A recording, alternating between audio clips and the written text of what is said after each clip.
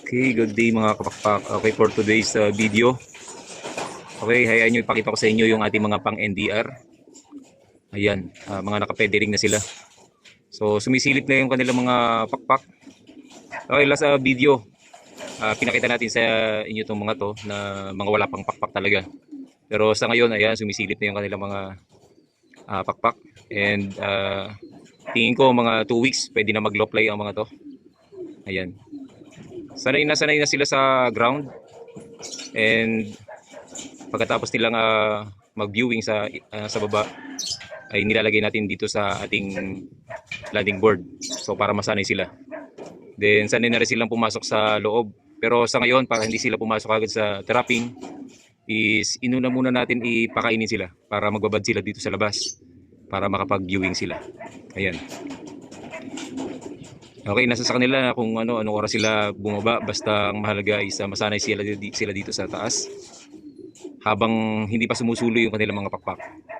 Then after 2 weeks, pag ready na sila lumipad, is unti-unti na natin silang paliliparin para masanay sa ating low fly.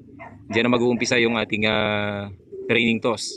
So after 2 weeks ng kanilang pag low fly, or sabihin natin mag 1 month kasi sasanayin pa nga natin sila dito. So 2 weeks, palilipad-lipad natin ng konti dito. Then pag nag-low fly na, after 1 month ng pag maganda na yung kanilang low fly, is ilalayo na natin sila ng training toss. Ayan.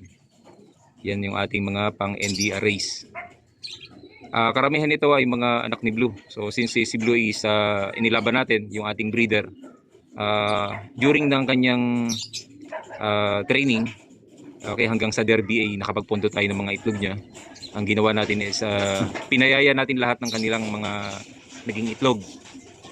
Then nakapundo nga tayo ng 16. Okay, 16 birds from Blue. And dun sa kalapati ni Sir Edwin Nubal na Vandenbroek. Ayan. Pero itong 16 na to ay hindi lahat is lalaro ng NDR. So yung mga medyo na late na is ilalaro naman natin ng South. Ayan. Pero karamihan ng kanyang mga anak is maglalaro ng North.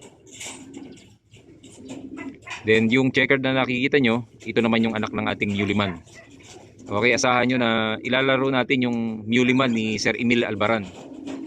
Ayan, yung nanay nitong mga checkered na to. Okay, last NDR sinubukan natin siya. Kaso yung pakpak niya is not ready.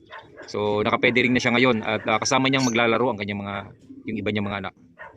Ayan. Itong itim naman na to ay anak ni Negro, yung ating one reed. Ayan, yan po yung pasilip natin sa ating mga ibon. Itong nasa kabila is banded na ng south.